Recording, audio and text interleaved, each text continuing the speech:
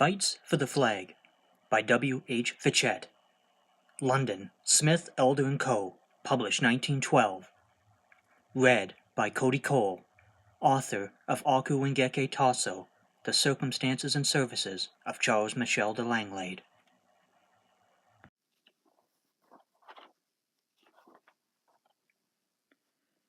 Quote, "The spirit of your fathers shall start from every wave.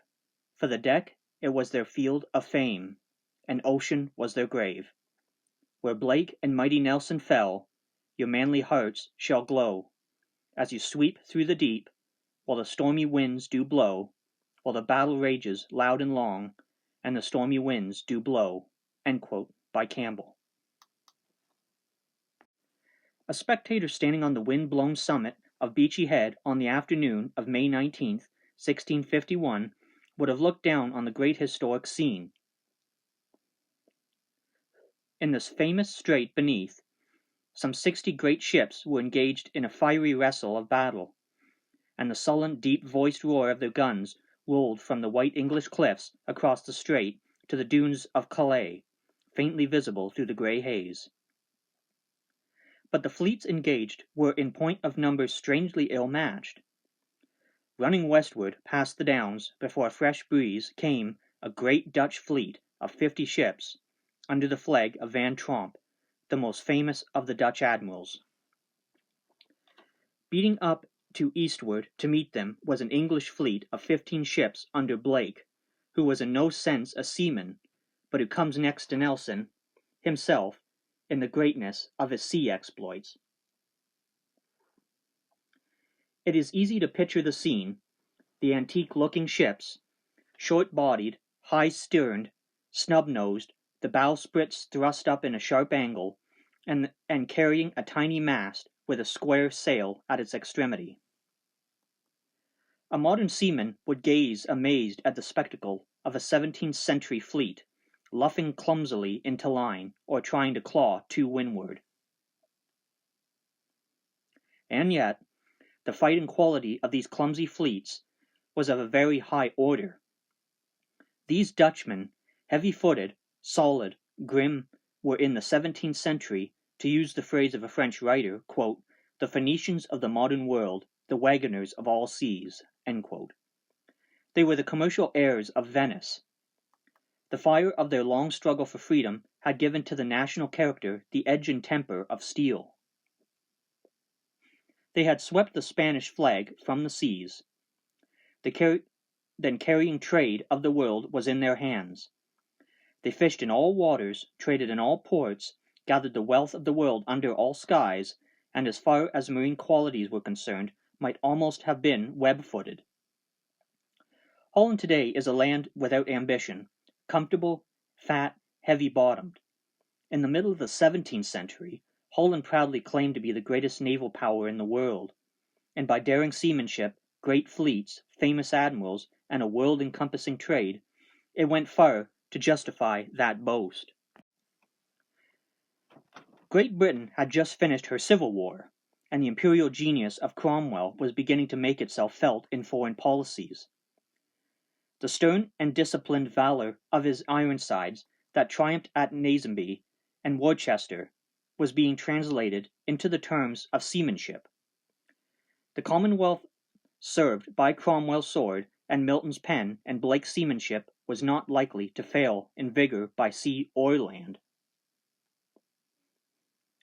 But there was always a flavor of sea salt in English blood, an instinctive claim to the sea supremacy in the English imagination.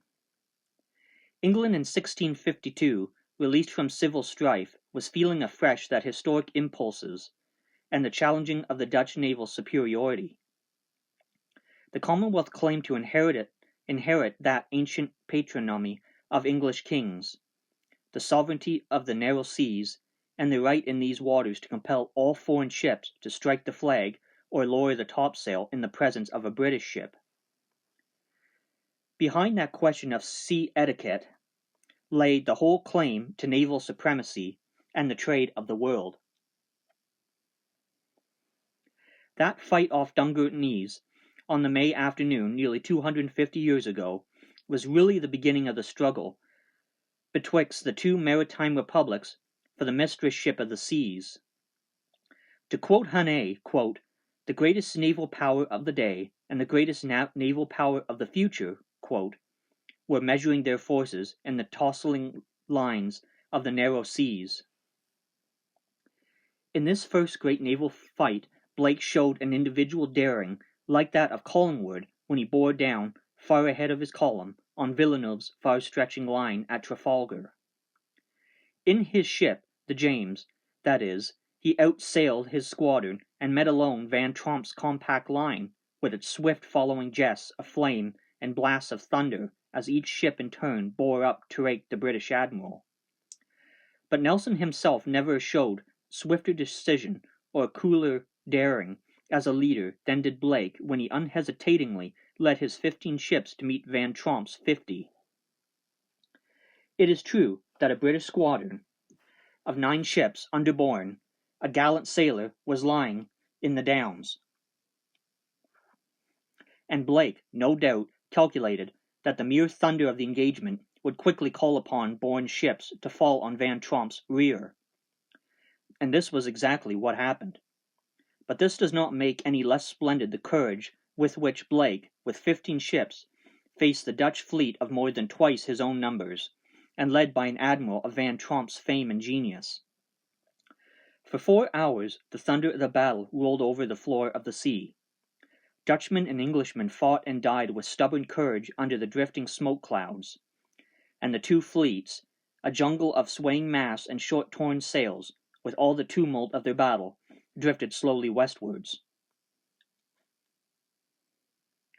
Even in that early day, however, the British gunnery had those qualities of speed and fierceness which, somehow, seemed to belong to it by right of nature, and as night fell, the stubborn Dutch gave up their attempt to force the strait, and leaving 2 of their ships as prizes, stood over the Flemish coast, while the British, their flagship dismasted, and with shot-battered sides, slowly bore up to Dover. It is characteristic, however, of the tireless and silent energy of Blake that, as war had now broken out, he instantly commenced to sweep Dutch traders off the seas. From every quarter of the compass, Dutch ships, richly laden, were creeping homeward, unconscious that war had broken out. And Blake's frigates, instantly taking possession of all the trade routes, sent them as prizes up the Thames in scores. The British, in a word, showed themselves both nimbler-witted and nimbler-footed than the Dutch.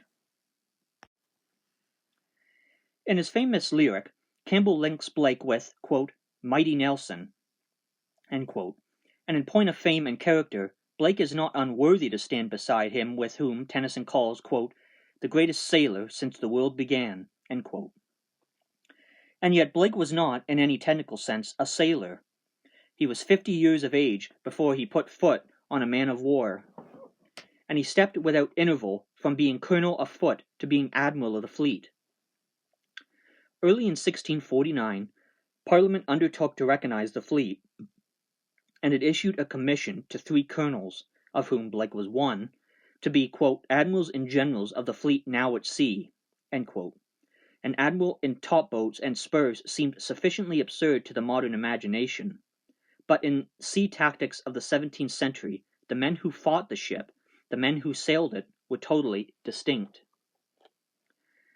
Of the seagoing qualities of the British sailors of that day there is no room to doubt. They were the descendants of Drake, of Forshbeer, of Hawkins, as much at home on the sea as in an aquatic bird. Familiar with surf and storm, familiar, too, with perils of battle and with perils of tempest and rock. The British seaman of the 17th century mixed battle with trade. He fought with French privateers in the narrow seas, with Sal rovers in the Strait of Gibraltar, with Algerine pirates all through the Mediterranean, and with Dutchmen off the Spice Islands, Portuguese in the eastern seas, and Spaniards everywhere. He was half bagman, half buccaneer, and to quote Hannay, quote, "carried a sample of woolen goods in one hand and a boarding pike in the other," end quote.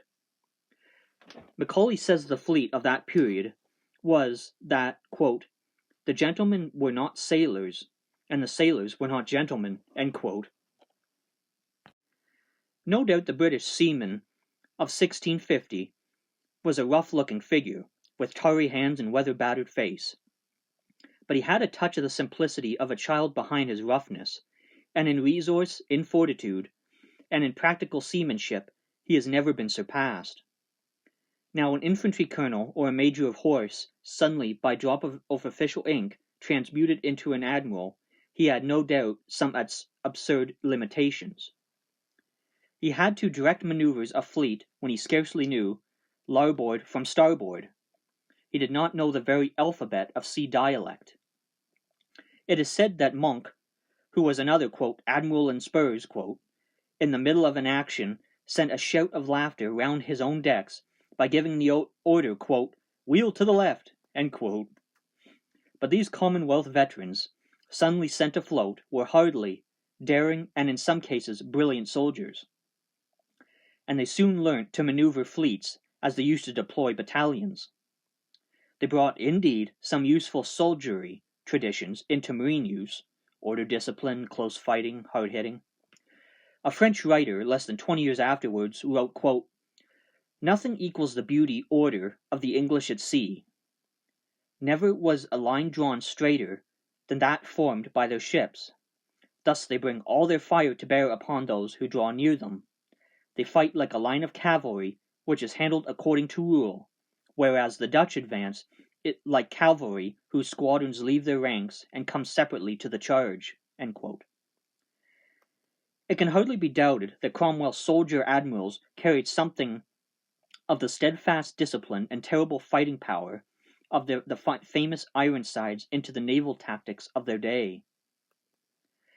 Certainly Blake had all the moral and intellectual endowments of a great commander, either by sea or land. A little man, broad-faced, deep-eyed, chary of speech, melancholy of temper, he yielded no outward gleam of brilliance. Yet British history scarcely shows a nobler character. He was loyal, unselfish, humane.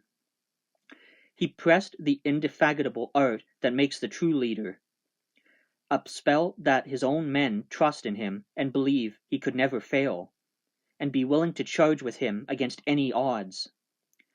He was a stranger compound of the prudence which calculates all the odds, and the daring which scorns them.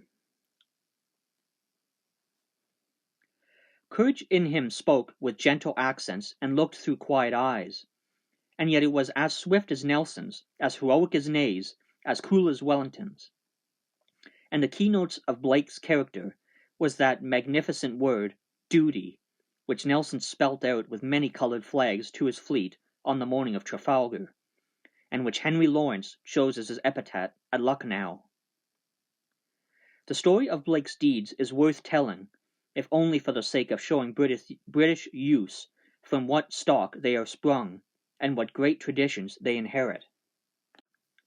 There is no time to tell of Blake's career as a soldier, though his defense of Taunton was perhaps the most brilliant single episode on the parliamentary side in the great Civil War. Of his sea exploits, only the most picturesque and striking can be briefly described. He met Van Tromp again at a desperate odds with desperate courage and somewhat desperate fortune off Dungeness on November 29th, 1652.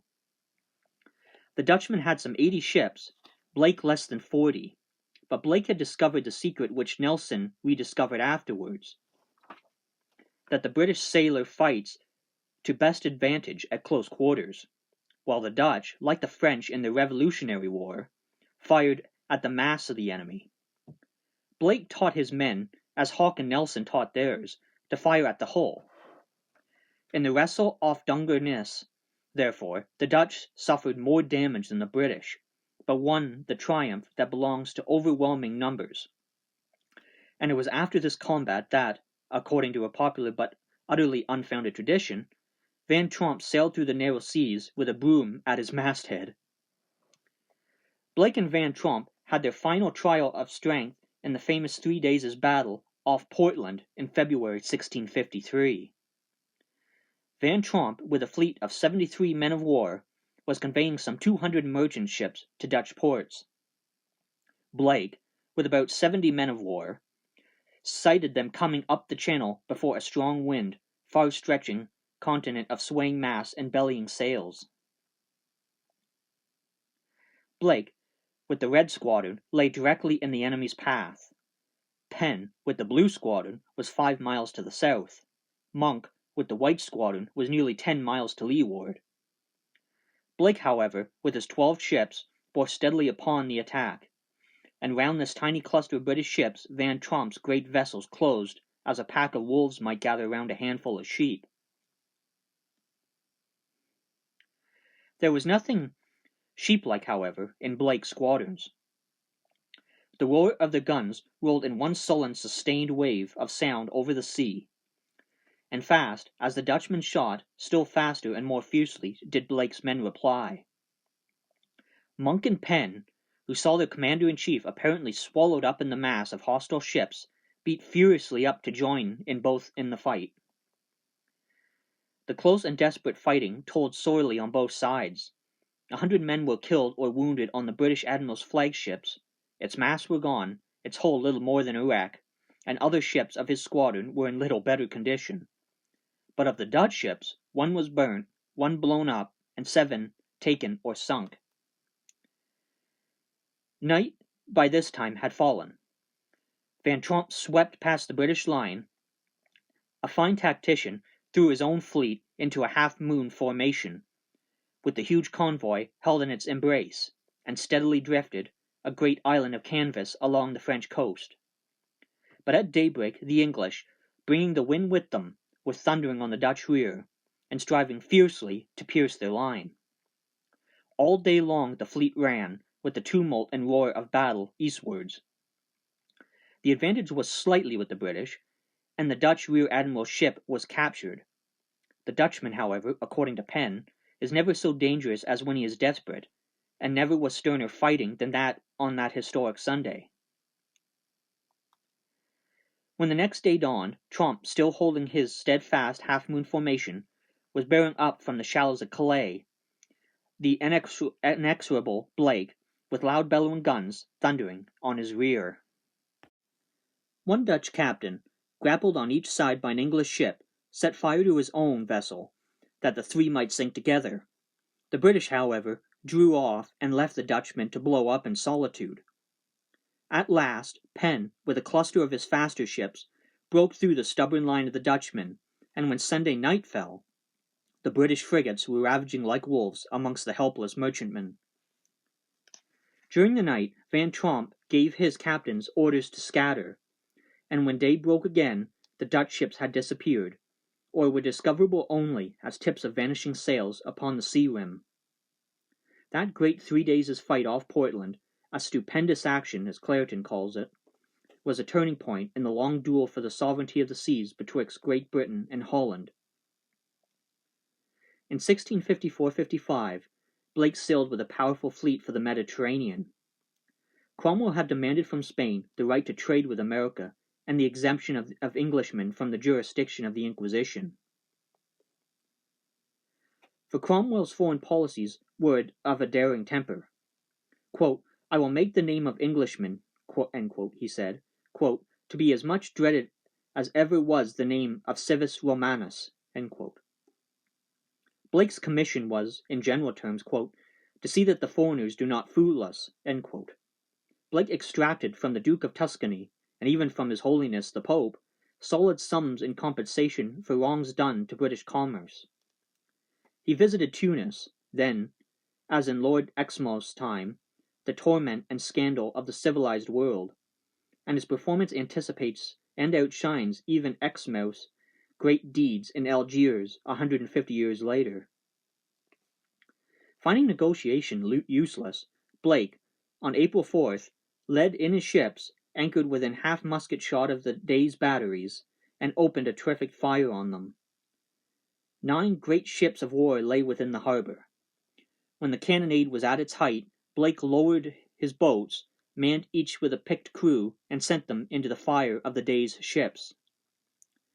The British boats rowed coolly, but at speed, through the eddying smoke, fell upon the enemy's ships and fired them. The flames leaped up the masts and spread from ship to ship, and when night fell the skies above Tunis shone, as bright as almost as noonday, with the flames of the burning ships and batteries. Taking warning by the fate of Tunis, Algiers hastened to surrender its Christian captives. Blake's cruise in the Mediterranean was epoch-making.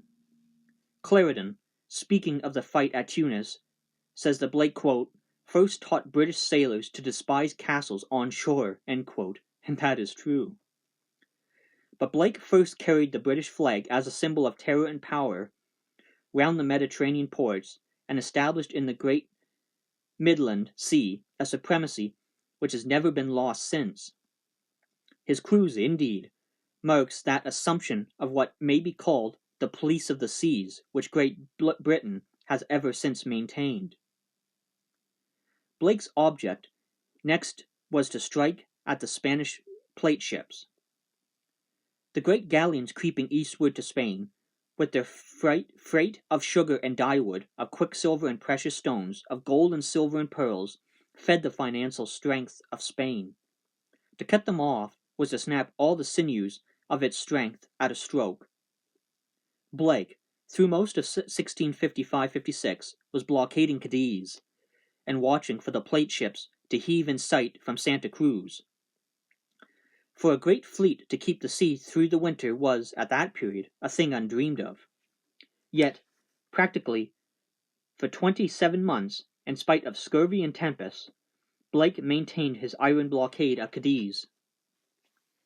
Every few days a storm would blow his ships across the foam-edged horizon, but when the storm had blown itself out, the British topsails surely hove in sight again. The ships' hulls grew thick with barnacles and seagrass, their rigging rotted, their supplies were exhausted, and scurvy ravaged through the crews. The men, for 2 months, ate their vegetables boiled in sea-water. Our ships, wrote Blake, quote, are extremely foul, our stores failing, our men fallen sick through badness of drink. Our only comfort is that we have a God to lean upon, although we walk in darkness and see no light, end quote. And yet Blake's iron will kept the ships for nearly 2 years on their watch outside Cadiz. Nelson's long watch off Toulon, or Collingwood's off Cadiz in the year previous to Trafalgar, is not so wonderful as Blake's blockade in the 17th century. When came that amazing dash at Santa Cruz, which formed the last greatest of Blake's exploits, Stainer had intercepted 1 squadron of treasure ships immediately off Cadiz. With 3 ships, he had attacked 6, sunk some, and captured the rest. They were a magnificent prize, no less than £600,000 being found in 1 ship alone. But the largest squadron of plate ships lay at Santa Cruz, under the great peak of Tenerife, kept by the terror of Blake's name from attempting to reach the Spanish coast, and upon these Blake made his famous dash. Santa Cruz is a deep and narrow bay, guarded by heavy batteries, with a difficult approach. Owing to the high land, a fleet might easily be becalmed under the heavy guns of the batteries and be so destroyed. Or if the wind carried the ships into the bay, while it prevailed, there was no chance of escaping out of it. It was at Santa Cruz that Nelson suffered his 1 defeat and lost his arm. It is not the least of Blake's titles to fame that he succeeded where Nelson's failed. On the morning of April 20th, Blake, with a squadron, appeared off the bay. A fleet of 16 great galleons were drawn across the bottom of the bay, and Blake's swift soldierly glance told him in a moment that these ships would act as a screen betwixt his own squadron and that of the great Spanish batteries on the shore. Blake led into the attack with the same lightning-like decision Nelson showed at the Nile. The British fleet ran, with all sail spread, but in a grim silence, past the batteries at the entrance to the bay. The fire was loud and fierce, but the Spanish marksmanship bad. His leading ships, under his favorite officer, Stainer, Blake launched at the galleons, but with the remainder of the squadrons Blake himself rounded the flank of the batteries, covering Stainer from their fire. For 4 hours the 700 guns of the ships and batteries sent their tremendous waves of sound up the slopes of Tenerife. The Spaniards fought with great courage, but Blake's fire, by its speed and deadliness, was overwhelming. At 2 o'clock the fleet of galleons was in flames. By 3 o'clock nothing was left of them but a half-dozen drift and blackened wrecks. Then came a sudden change of wind, and Blake's ships ran safely past the forts, again to the open sea. They had done their work. They had not merely signed the King of Spain's beard, they had emptied his pockets and broken his strength. The whole action, says Clarendon, quote, was so miraculous that all men who knew the place concluded that no sober man, with what courage soever endowed, could ever undertake it. End quote. Yet Blake did this miraculous thing, and the daring that inspired the exploit is not so wonderful as the genius which kept this scurvy-wasted, barnacle-covered fleet in the heroic temper which made it eager to accomplish whatever Blake planned. Nothing is more pathetic than the story of Blake's homecoming. On the afternoon of August 1657, the fleet, the battered flagship, the George, leading, was in sight of Plymouth. The green hills of Devonshire, the spires and roofs of the smoky city, the masts of the ships, were in full view. The piers and shores were crowded with thousands waiting to welcome the greatest sailor of his generation back to England. All the church bells in Plymouth were ringing. But at that moment Blake lay dying in his cabin. His captains, with those rare and reluctant tears that brave men weep running down their faces, were standing around his bed, bidding farewell to their great chief. Just as the slow-moving George dropped her anchor, Blake breathed his last breath.